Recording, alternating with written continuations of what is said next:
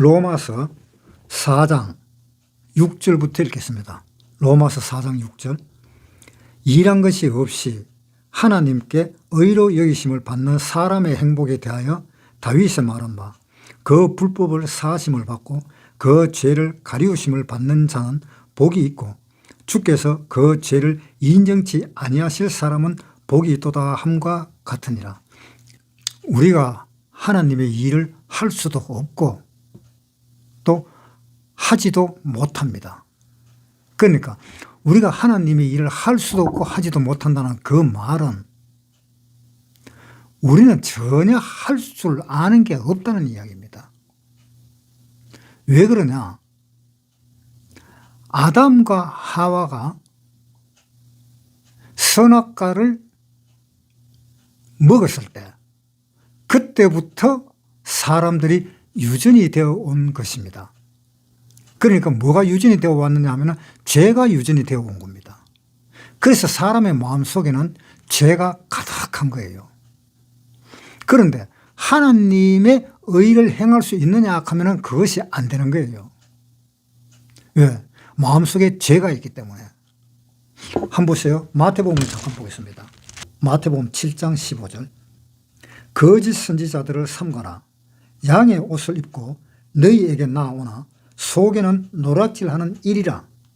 그의 열매로 그들을 알지니 가시나무에서 포도를 또는 은근키에서 무화과를 따겠느냐? 이와 같이 좋은 나무마다 아름다운 열매를 맺고 못된 나무가 나쁜 열매를 맺나니 좋은 나무가 나쁜 열매를 맺을 수 없고 못된 나무가 아름다운 열매를 맺을 수 없느니라. 아름다운 열매를 맺지 아니하는 나무마다 찍혀 불에 던지우느니라. 이러므로 그의 열매로 그들을 알리라. 아담과 하와가 선악과를 먹고 그 마음속에 죄가 들어왔습니다. 그 무슨 죄인가 하면은 하나님의 말을 듣지 않는 불복종이라는 그 죄가 들어왔습니다. 그래서 그 죄가 아담과 하와가 결혼해서 낳은 그 자녀들은 모두 다가 죄를 안고 태어났습니다. 시편 51편 5절 읽겠습니다. 내가 죄악 중에 출생하였으며 모친이 죄 중에 나를 잉태하였나이다. 모친이 죄악 중에 나를 잉태를 했다. 그러니까 모친이 잉태가 되었는데 그 모친의 그 아들 역시 죄로 잉태되었다. 이런 이야기입니다. 그러니까 마태복음에 있는 방금 읽었는 그 말씀대로 선한 나무가 좋은 열매를 맺고 악한 나무가 나쁜 열매를 맺는다라는 그 이야기입니다. 그러니까 우리 부모가 마귀의 영향을 받아서 그 속에 죄가 들어가 있기 때문에 아담도 죄가 있었고 하와도 죄가 있었고 죄가 있는 사람끼리 결혼을 했는데 그 낳은 자녀는 역시 죄가 태어났다. 그 다윗도 그것을 실토를 했잖아요.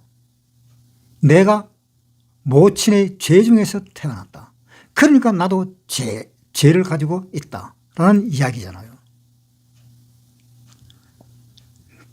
그래서 사람이라면 누구나 다 그 마음속에 의가 있기보다는 죄가 가득 찼다 이런 이야기입니다. 물론 의를 행하고 싶은 마음은 있습니다. 의를 행하고 싶은 마음은 있지만 나타나는 것은 죄밖에 없다는 겁니다. 로마서 7장 17절부터 읽겠습니다. 이제는 이것을 행하는 자가 내가 아니요 내 속에 거하는 죄니라. 내 속 곧 내 육신에 선한 것이 거하지 아니하는 줄을 아노니 원함은 내게 있으나 선을 행하는 것은 없노라. 그러니까 아담과 하와의 그 마음 속에는 선을 행하고자 하는 그 마음은 있지만 겉으로 나타나는 것은 선이 아니고 죄더라. 우리도 똑같은 것입니다. 우리도 선을 행하고 싶은 마음은 있지만은 실질적으로 나타나는 것은 악이 나타난다. 그 선이 나타나는 것은 무엇이냐? 사람들을 위한 선입니다. 욥기에 한번 보겠습니다.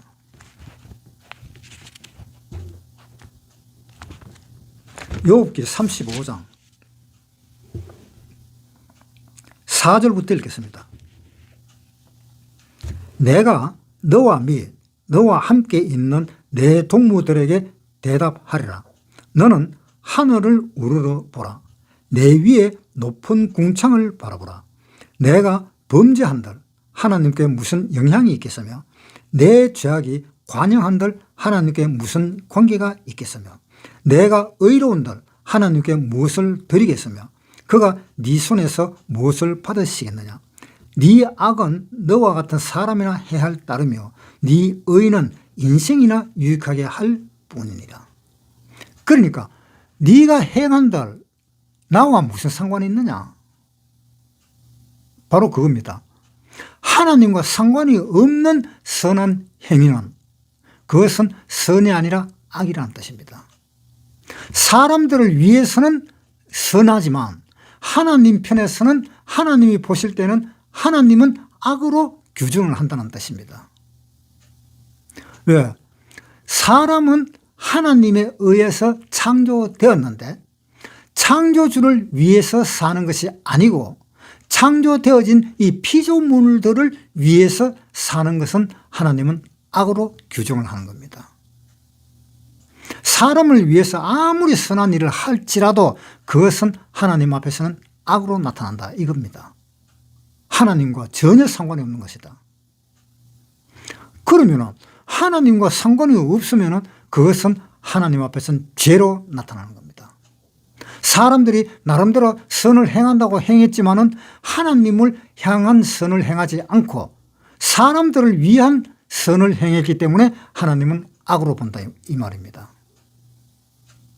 그리고 하나님을 위한 선은 사람은 선을 하나님을 위한 선을 할 수도 없다라는 겁니다. 왜? 아담과 하와가 선악을 알게 하는 나무를 먹고 그 죄를 사탄에게서 받았기 때문에 아담과 하와는 선을 행할 수가 없는 것입니다. 다윗이 말하듯이 우리 엄마, 우리 아빠는 죄인이다. 죄인이기 때문에 나를 낳을 때도 죄 중에서 나를 낳았다. 그래서 나도 죄인이다. 그러니까 사람은 아무리 해도 하나님을 위한 삶을 산다 할지라도 안 된다 이 말입니다. 그래서 사람이 하나님을 위해서 산다고 할지라도 그것은 하나님 앞에서는 전혀 상관이 없는 일이다. 왜냐? 그 마음속에 죄가 가득 찼기 때문에. 그래서 모든 사람의 죄는 가득 찼다. 로마서 3장에 다시 보겠습니다. 로마서 3장 10절. 기록한 바 의인은 없나니 하나도 없으며 깨닫는 자도 없고 하나님을 찾는 자도 없고 다 치우쳐 한 가지로 무익하게 되고 선을 행하는 자는 없나니 하나도 없도다. 하나님은 사람을 그렇게 규정을 했잖아요. 그런데 의가 어디 있습니까? 없잖아요. 사람한테는 의가 없습니다. 그런데 사람이 사람을 생각할 때의 의는 있지요. 그 의는 사람의 의입니다. 하나님의 의가 아닙니다. 그래서 사람의 의로는 하나님 나라에 들어갈 수가 없다 이 말입니다. 그 사람의 의는 자기 자신의 의입니다. 로마서 10장에 한번 보겠습니다. 로마서 10장 3절. 하나님의 의를 모르고 자기 의를 세우려고 힘써 하나님의 의를 복종치 아니하였느니라. 그리스도는 모든 믿는 자에게 의를 이루기 위하여 율법의 마침이 되시니라. 자, 그리스도는 모든 믿는 자의 의를 위해서 율법의 마침이 되었다. 이 말이 무슨 말인가? 율법은 끝났다는 이야기입니다. 율법은 이제 하나님 앞에는 존재할 필요가 없다는 이야기입니다. 우리가 하나님 앞에 가는 것은 율법을 지킴으로 인해서 가는 것이 아니다라는 이야기입니다.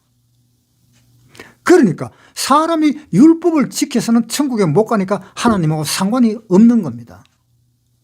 상관이 있다면 자기들이 사는 그 사람들과의 관계에서 상관이 있는 것이지 하나님과의 관계에서는 상관이 없다. 그러니까 욥기 35장에서도 말씀하셨잖아요. 너희 의는 너희 사람에게 행하는 것이라. 그러니까 하나님하고는 상관이 없다. 하나님하고 상관없는 모든 것은 악이고 죄입니다. 다시 로마서 4장으로 돌아가겠습니다. 4장 6절. 일한 것이 없이 하나님께 의로 여기심을 받는 사람의 행복에 대하여 다윗은 말한 바 그 불법을 사하심을 받고 그 죄를 가리우심을 받는 자는 복이 있고 주께서 그 죄를 인정치 아니하실 사람은 복이 있도다 함과 같으니라. 그러니까 사람에게서 나타나는 모든 것은 죄인데 그 모든 것이 죄지만은 그 죄를 하나님이 인정하지 않겠다 라는 그 말을 들으면 그 사람은, 그 말을 듣는 그 사람은 행복한 사람이다. 또 그 불법을 사하심을 받고 그 불법이 뭡니까? 그 잘못된 일. 그러니까 하나님을 위해서 한다는 그 일도 사실상 잘못된 일인데 그 잘못된 일을 하나님이 용서하심을 주는, 그 용서하심을 받는 그 사람은 하나님께 복이 있는 사람이다. 자, 7절에 그 불법을 사하심을 받고 그 죄를 가리우심을 받는 자는 복이 있고 주께서 그 죄를 인정치 아니할 사람은 복이 있다. 내가 죄가 있지만은 내 이 죄를 하나님 앞에서 가리움을 받고 내가 이 죄를 하나님 앞에서 용서함을 받고 또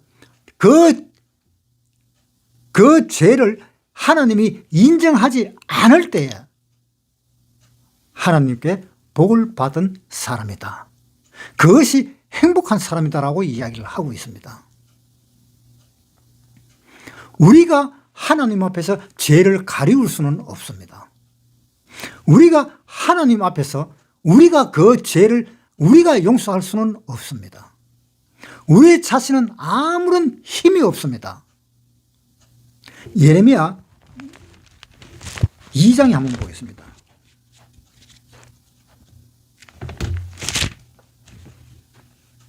예레미야 2장 22절.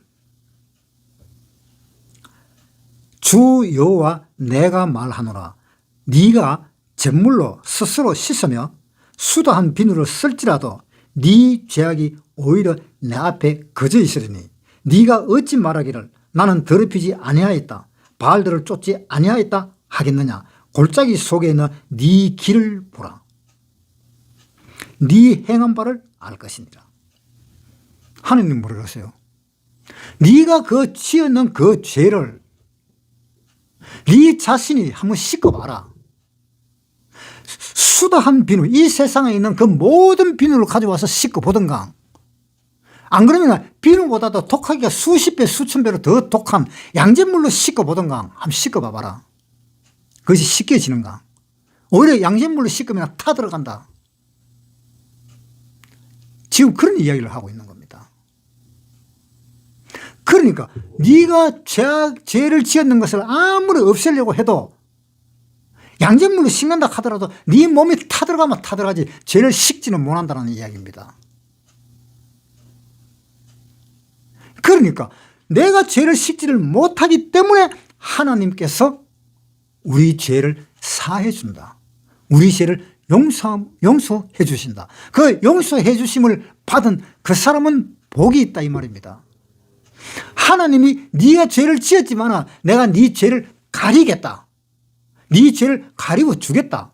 그래서 우리 죄를 가리워 주시는 그 하나님을 우리는 그 죄 가리우심을 받으면 우리는 복이 있다.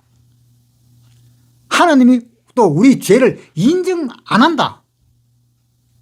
그 인정 안 하는 그 사람은 하나님에게 복이 있다. 여러분 그런 거 받았어요? 하나님이 인정 안 해줍니까? 하나님의 죄를 가리우질 않았습니까? 하나님이 죄를 용서하지 않습니까? 하나님이 그렇게 죄를 용서 안 하고 가리우지를 안 하고 인정 안 하고 그렇게 하나님이 해주시지 않으면 영원히 지옥으로 갑니다. 천국 가면 거리가 멀어요. 하나님이 없애줘야 돼요. 로마서 4장 다시 보겠습니다. 4장 6절. 일한 것이 없이 하나님께 의로 여기심을 받는 사람의 행복에 대하여 다윗이 말한 바 그 불법을 사심을 받고 그 죄를 가리우심을 받는 자는 복이 있고 주께서 그 죄를 인정치 아니하실 사람은 복이 있도다 함과 같으니라. 어떤 사람이 복이 있습니까? 하나님은 우리 죄를 용서해 주고 우리를 용서해 주고 우리 죄를 인정치 않고 그런 사람을 복이 있다라고 이야기하고 있습니다. 왜? 그 사람은 천국 가잖아요. 죄를 다 가려버렸고 죄를 하나도 인정 안 해버리고 죄를 몽땅 용서해 줘버린 그 사람은 죄가 있습니까 없습니까? 없잖아요. 그러니까 그 사람은 천국 가지요. 네. 9절. 그런저 이 행복이 할례자에게뇨 무할례자에게느뇨. 대저 우리가 말하기를 아브라함에게는 그 믿음을 의로 여기셨다 하노라. 그런저 이를 어떻게 여기셨느냐? 할례시냐 무할례시냐? 할례시가 아니라 무할례시니라. 무할례일 때 아브라함이 할례를 받지 않았을 때 하나님이 아브라함 보고 의롭다라고 이야기했습니다. 할례를 받고 난 뒤에 의롭다라고 이야기하지 않았습니다. 자, 한번 보세요. 창세기 15장 5절부터 읽겠습니다. 그를 이끌고 밖으로 나가 가라사대 하늘을 우러러 무뼈를 셀 수 있나 보라. 또 그에게 이르시되 내 자손이 이와 같으리라. 아브라함이 여호와를 믿으니 여호와께서 이를 그의 의로 여기시고 또 그에게 이르시되 나는 이 땅을 내게 주어 업을 삼게 하려고 너를 갈대아 우르에서 이끌어낸 여호와로라. 자, 하나님을 믿는 그 마음, 그 하나님이 하신 그 말씀을 믿는, 하나님이 하신 그 말씀의 언약을 믿는 그 아브라함을 하나님은 의롭다 했다. 자, 4절부터 읽을게요. 여호와의 말씀이 거기에 임하여 가라사대 그 사람은 너희 후사가 아니라 내 몸에서 날짜가 후사가 되리라. 네 몸에서 이삭이라 하는 그 아들이 나오는데 그 네 몸에서 나오는 그 아들이 너의 후손이 된다. 아브라함의 후손이 된다. 이런 이야기입니다. 5절에 그를 이끌고 밖으로 나가 가라사대 하늘을 우러러 무뼈를 셀 수 있나 보라. 또 그에게 이르시되 네 자손이 이와 같으라. 이와 하늘의 별처럼 많아질 것이다 라는 이야기입니다. 그것을 아브라함은 믿었습니다. 아브라함 그 상태에서는 하나님을 믿을 수 있는 상태가 못 되었습니다. 아브라함을 데리고 하늘을 보여주고 하늘의 별을 봐라. 그 별처럼 네 자손도 그렇게 많을 것이다 라고 했을 때 아브라함은 어떤 생각이 들까요? 만약에 저한테 그 이야기 했다 하면 저도 생각이 이상하게 달라질 것입니다. 하나님, 나는 내 자손이 아직 한 명도 없습니다. 내가 키워온 엘리메섹 그 한 사람밖에 없어요. 그런데 그것마저도 하나님은 내 자손이라고 인정을 안 하니까 내가 어떻게 해서 내 자손이 있겠습니까? 아직까지 한 사람도 없었습니다. 그런데 언제 내 자손이 하늘의 별처럼 많을까요? 그럼 믿을 수 있을 것 같아요? 만약에 저라도 못 믿을 것 같습니다. 만약에 제가 아브라함이라고 생각했을지라도, 제가 아브라함이 되었다고 할지라도 저는 못 믿었을 것 같아요. 그런데 아브라함은 그게 아니에요. 하나님이 내 자손을 또 주시겠다 그랬으니까 내 자손을 주겠구나. 또 내 후손이 하늘의 별만큼 많게 만들어준다 그랬으니까 그 아들 이삭 하나로 인해서 하늘의 별만큼 많은 자손들도 생겨나겠구나 라고 아브라함은 그것을 믿은 거예요. 그러니까 하나님이 그 믿는 그 믿음을 의로 여기셨다. 의가 뭡니까? 하나님이 하시는 그 말씀이 순전하고 깨끗하고 믿을 만한 말씀이고 믿을 수 있는 그 의. 그 의로움을 아브라함은 믿었다. 하나님의 의를 믿었다 이 말입니다. 그러니까 하나님이 이 아브라함 정도 같으면 이 믿음의 조상이라고 세워도 될 것 같다. 하나님은 그렇게 생각을 했었던 겁니다. 그래서 모든 믿는 사람의 조상이 된 거예요. 아브라함은. 뭐 때문에? 자기 아들도 없을 때에 자기 아들이 생기고 또 그 자기 아들 인해서 온 세상이 하늘의 별처럼 내 자손이 그렇게 많을 거라는 것을 아브라함은 그것을 믿은 겁니다. 그래서 하나님은 그 아브라함의 그 하나님을 믿는 그 믿음이 얼마나 크냐. 아직도 자식도 없고 아직도 자기 자녀가 없는 그 상태에서 하늘에 별만큼 많이 생길 거라는 그 하나님 말씀을 믿었다는 그 자체도 하나님은 감탄할 정도입니다. 그래서 네 자손이 하늘에 별만큼 많을 것이다 라고 이야기하니까 그거 덜렁 받아들인 거예요. 그 믿음이 보통 믿음입니까? 그 믿음은 엄청난 믿음입니다. 제가 아브라함이라도 그거는 절대로 안 돼요. 그래서 예수 믿는 사람의 조상이 바로 아브라함이다. 갈라디아서에 한번 보세요. 갈라디아서 3장 6절. 아브라함이 하나님을 믿음에 이것을 그에게 의로 정하셨다 함과 같으니라. 그런즉 믿음으로 말미암는 자들은 아브라함의 아들인 줄 알지어다. 아브라함의 아들인 줄 알지어다. 믿음으로 말미암는 사람들은. 아브라함은 믿음의 선조다. 하나님은 그 아브라함의 그 큰 믿음을 보고 하나님은 그래 너는 믿음의 조상이 되라. 그렇게 하나님은 말씀하신 것입니다. 로마서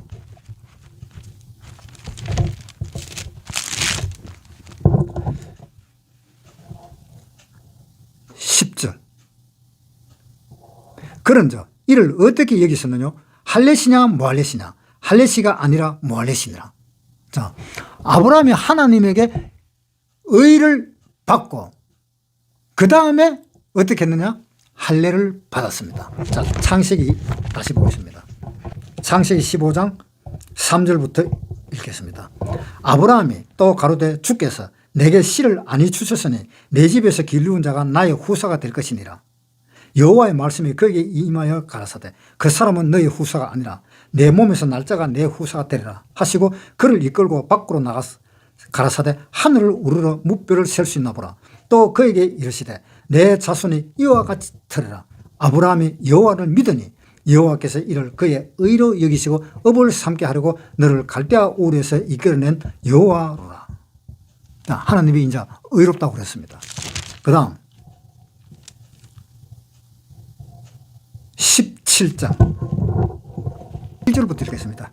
아브라함의 99세 때에 여호와께서 아브라함에게 나타나서 그에게 이르시되 나는 전능한 하나님이라. 너는 내 앞에서 행하여 완전하라. 내가 내 언약을 나와 너 사이에 세워 너로 심히 번성케 하리라 하시니 아브라함이 엎드린데 하나님이 또 그에게 일러 가라사대 내가 너와 내 언약을 세우니 너는 열국의 아비가 될지라. 이제 후로는 내 이름을 아브라함이라 하지 아니하고 아브라함이라 하리니 이는 내가 너로 열국의 아비가 되게 함이니라. 내가 너로 심히 번성케 하리니 나라들이 내게로 쫓아 일어나며 열왕이 내게로 쫓아 나리라. 내가 내 언약을 나와 너와 내 대대 후손의 사이에 세워서 영원한 언약을 삼고 너와 내 후손의 하나님이 되리라. 내가 너와 내 후손에게 너의 우고하는 이 땅 곧 가나안 일경을 주어 영원한 기업이 되게 하고 나는 그들의 하나님이 되리라. 하나님이 또 아브라함에게 이르시되 그런즉 너는 내 언약을 지키고 내 후손도 내 대대로 지키라. 너희 중 남자는 할례를 받으라. 이것이 나와 너희와 너희 후손 사이에 지킬 내 언약이니라. 너희는 양피를 베어라. 이것이 나와 너희 사이에 언약의 표징이니라. 대대로 남자는 집에서 난 자나 혹 너의 자손이 아니요 이방 사람에게서 돈으로 산 자를 물음하고 난 지 8일 만에 할례를 받을 것이라. 너희 집에서 난 자든지 너희 돈으로 산 자든지 할례를 받아야 하리니 이에 내 언약이 너희 살에 있어 영원한 언약이 되려니와 할례를 받지 아니한 남자 곧 그 양피를 베지 아니한 자는 백성 중에서 끊어지려니 그가 내 언약을 배반하였음이니라. 내 아내 사례는 이름을 사례라 하지 말고 그 이름을 사라라 하라. 그가 내가 그에게 복을 주어 그로 내게 아들을 낳아 주게 하며 내가 그에게 복을 주어 그로 열국의 어미가 되게 하리니 민족의 열왕이 그에게 나타나리라. 아브라함이 엎드려 웃으며 심중에 이르되 100세 된 사람이 어찌 자식을 낳을까? 사라는 90세니 어찌 생산하리요? 아브라함이 이에 하나님께 고하되 이스마엘이나 하나님 앞에 살기를 원하나이다. 하나님이 가라사대 아니라 내 아내 사라가 정녕 내게 아들을 낳으리니 너는 그 이름을 이삭이라 하라. 내가 그와 내 언약을 세우리니 그의 후손에게 영원한 언약이 되리라. 이스마엘에게 이르러는 내가 내 말을 들었나니 내가 그에게 복을 주어 생육이 중다하여 그로 크게 번성케 할지라. 그가 12방백을 낳으리니 그로 큰 나라가 되게 하려니와 내 언약은 내가 명년 이 기한에 사라가 내게 낳을 이삭과 세우리라. 하나님이 아브라함과 말씀을 마치시고 그를 떠나 올라가셨더라. 이에 아브라함이 하나님이 자기에게 말씀하신 대로 이날에 그 아들 이스마엘과 집에서 생장한 모든 자와 돈으로 산 모든 자 곧 아브라함의 집 사람 중 모든 남자를 데려다가 그 양피를 베었으니 아브라함이 그 양피를 벤 때는 99세였고 그 아들 이스마엘이 양피를 벤 때는 13세였더라. 당일에 아브라함과 그 아들 이스마엘이 할례를 받았고 그 집의 모든 남자 곧 집에서 생장한 자와 돈으로 이방 사람에게서 사온 자가 다 그와 함께 할례를 받았더라. 자, 아브라함은 창세기 15장에서 하나님한테 의를 받았죠. 그 다음에 창세기 17장에 와서 아브라함이 할례를 받았죠. 아브라함이 할례 받은 것도 99세 때 이삭을 낳기 전에 할례를 받았습니다. 이것이 무슨 이야기냐? 할례를 받으라 한 것은 율법입니다. 그래서는 구약시대 때 창세기에 나오는 할례 받으라 하는 말은 구약입니다. 자, 신명기에 보겠습니다. 신명기 10장 15절 여호와께서 오직 내 열조를 기뻐하시고 그들을 사랑하사 그 후손 너희를 만민 중에서 택하셨음이 오늘날과 같으니라. 그러므로 너희는 마음의 할례를 행하고 다시는 목을 곧게 하지 말라. 마음의 할례를 행하고 목을 곧게 하지 말라.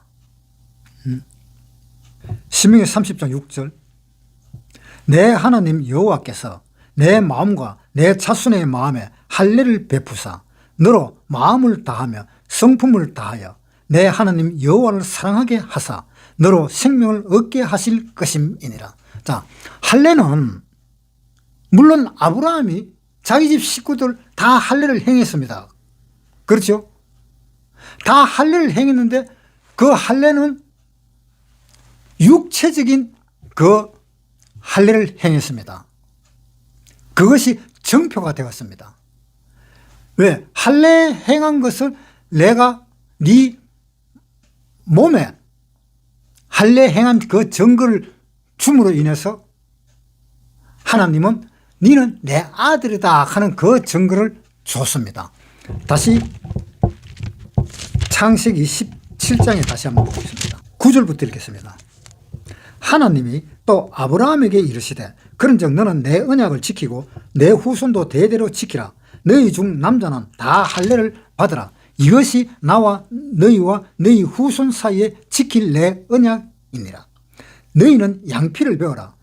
이것이 나와 너희 사이에 언약의 표징이니라.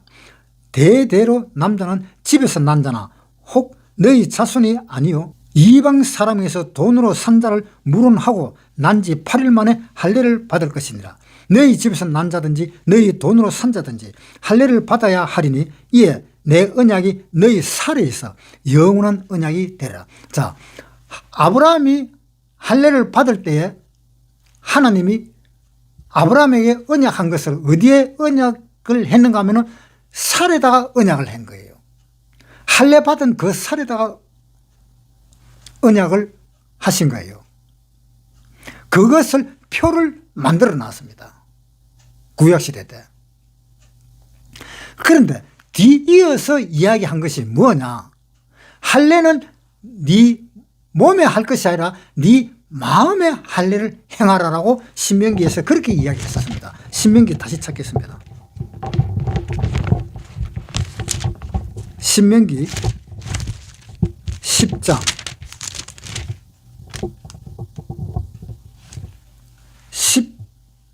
16절 그러므로 너희는 마음의 할례를 행하고 다시는 목을 곧게 하지 말라.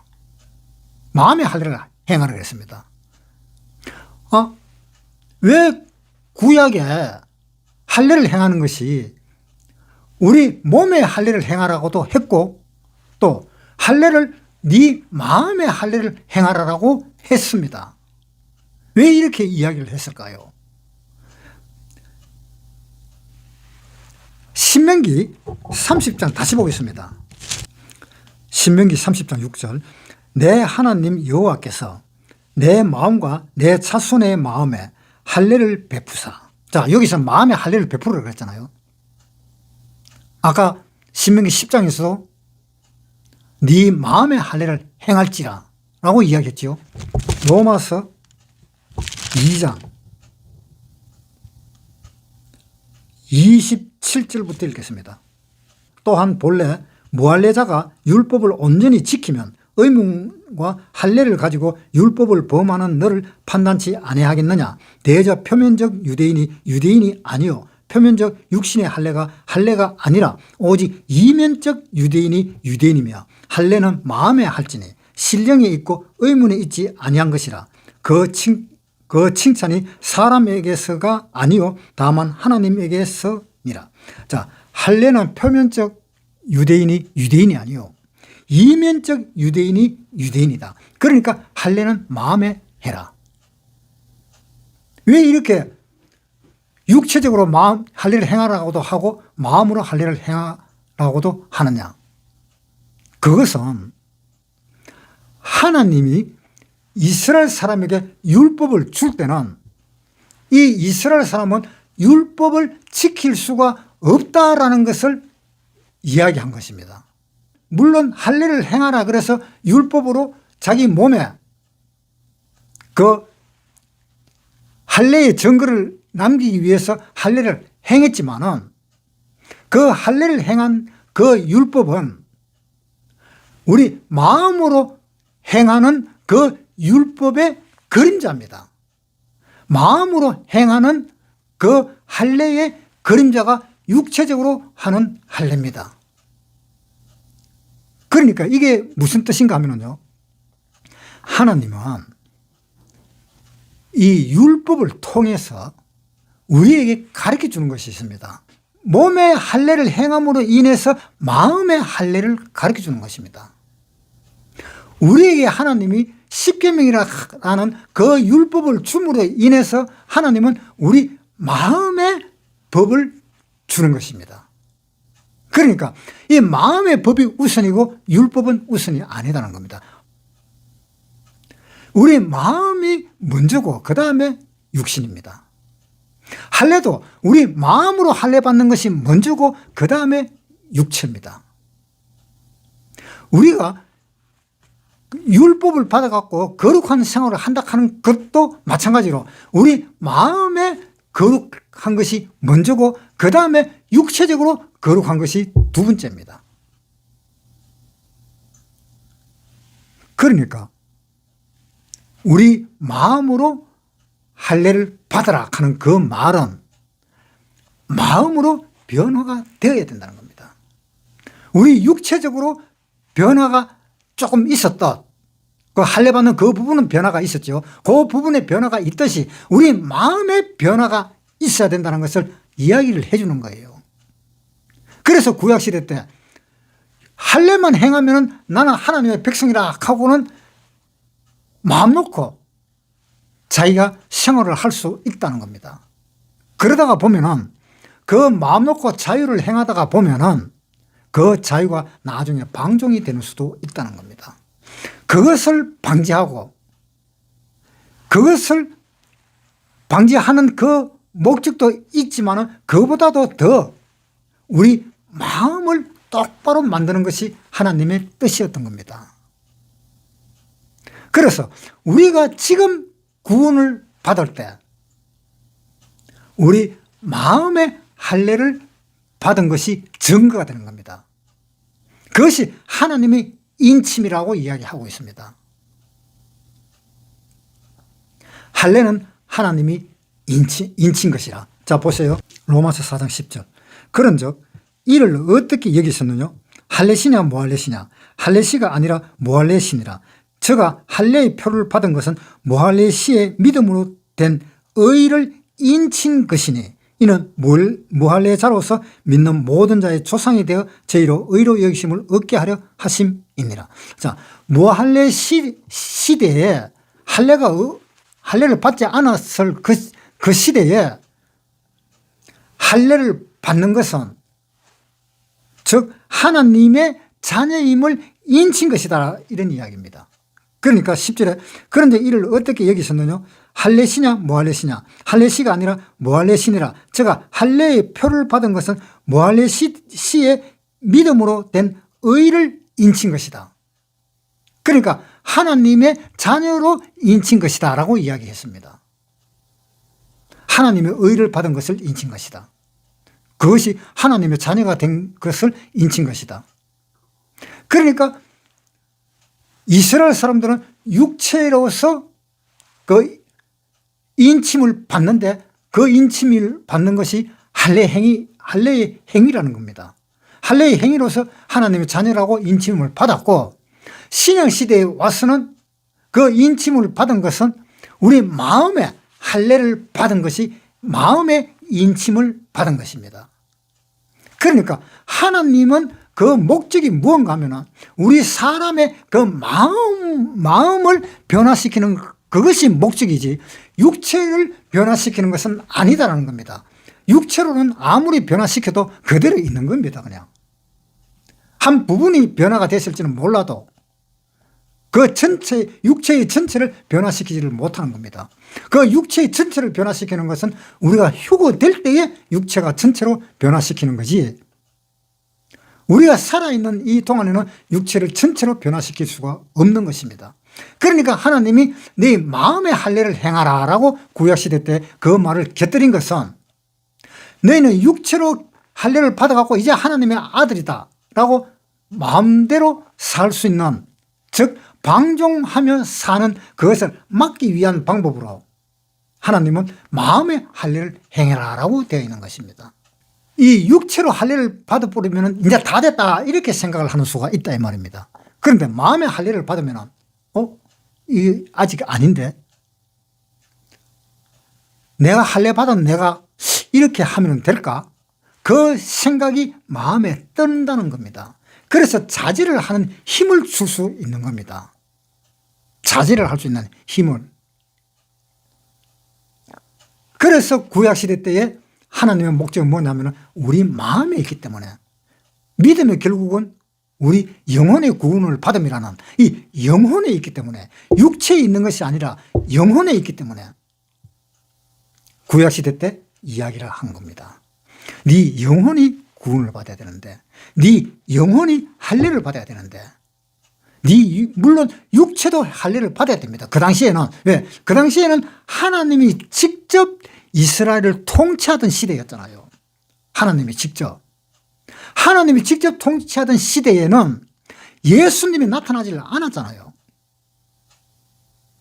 하나님이 직접 통치하던 시대에는 예수님이 나타나지 않았기 때문에 직접 그렇게 했어야 됐어요. 그런데 신약시대 때는 하나님이 나타났었잖아요. 하나님이 나타나셔서 십자가에 못 박혀 돌아가셨잖아요. 그러니까 우리가 마음의 할례를 받게 되는 거잖아요. 그 이해를 못 하시는 분은 구원을 받아보세요. 구원을 받아보면 압니다. 그래서 구원 받을 때에 마음의 할례를 받았을 때에 그 마음 상태가 어떠냐? 하나님, 이제 하나님 말씀을 잘 듣겠습니다. 그 기도가 아닙니다. 하나님은 말씀을 잘 듣겠습니다. 이건 기도가 아니고 자기의 마음에서 하나님을 향한 그 말이 자동으로 나오게 된다 이 말입니다. 물론 기도라고도 할 수 있겠지만 그 기도보다도 훨씬 더 큰 자기 마음에서 우러나오는 말입니다. 그 자기 마음에서 우러나온 그 말을 기도로 생각하면 기도고, 기도가 아니고 내 마음에서 자동으로 나오는 그 소리를 정말 하나님 앞에 그대로 전해드리고 싶은 그 마음, 하나님께 전하는 마음, 하나님 앞에 고백하는 마음, 하나님 앞에 자백하는 마음, 그 마음입니다. 로마서 4장 다시 보겠습니다. 4장 11절. 저가 할례의 표를 받은 것은 무할례 시에 믿음으로 된 의를 인친 것이니 이는 무할례자로서 믿는 모든 자의 조상이 되어 저희로 의로 여기심을 얻게 하려 하심이라. 또한 할례자의 조상이 되었나니 곧 할례 받을 자에게 뿐만 아니라 우리 조상 아브라함의 무할례 시에 가졌던 믿음의 자취를 쫓는 자들에게도니라. 그러니까 우리가 믿는 그 믿음의 도를 쫓는 그 사람도 바로 아브라함의 무할례 시대 때 받았던 그 믿음의 의를 우리도 받았다 이 말입니다. 그 믿음의 의를 우리가 받았다는 것이 바로 하나님한테 뭘 받은 거예요? 마음의 할례를 받은 겁니다. 마음의 할례를 받으면 어때요? 자, 이사야 12장에 보겠습니다. 이사야 12장 1절. 그날에 내가 말하기를 여호와여 주께서 전에는 내게 노하셨사오나 이제는 그 노가 쉬었고 또 나를 아니하시오니 내가 주께 감사하겠나이다 할 것이니라. 이렇게 돼요. 보세요. 그날에 네가 말하기를 여호와여 주께서 전에는 내게 노했는데 하나님이 전에는 내한테 노예갖고 항상 나를 심판하려고 딱 준비하고 있었는데 이제는 그 노가 쉬었다. 하나님의 말씀을 받은 그 순간에 이제는 하나님이 나한테 그 노가 하나님은 이제 노를 행하시질 않고 노를 쉬었다. 그래서 이제는 그 노가 쉬었고 또 나를 안위하시오니 나를 정말로 자기 아들처럼 정말로 자기 아들과 같이 나를 두드려 주시고 나를 안아주시고 나를 보호하시고 안위하시오니 내가 주께 감사하겠나이다. 주님께 감사합니다. 하나님, 이제 하나님 말씀 잘 듣겠습니다. 그 마음이 구원받는 그 순간에 생긴다 이 말입니다. 그 구원받는 그 순간에 생김으로 인해서 마음의 할례를 받아버리는 겁니다.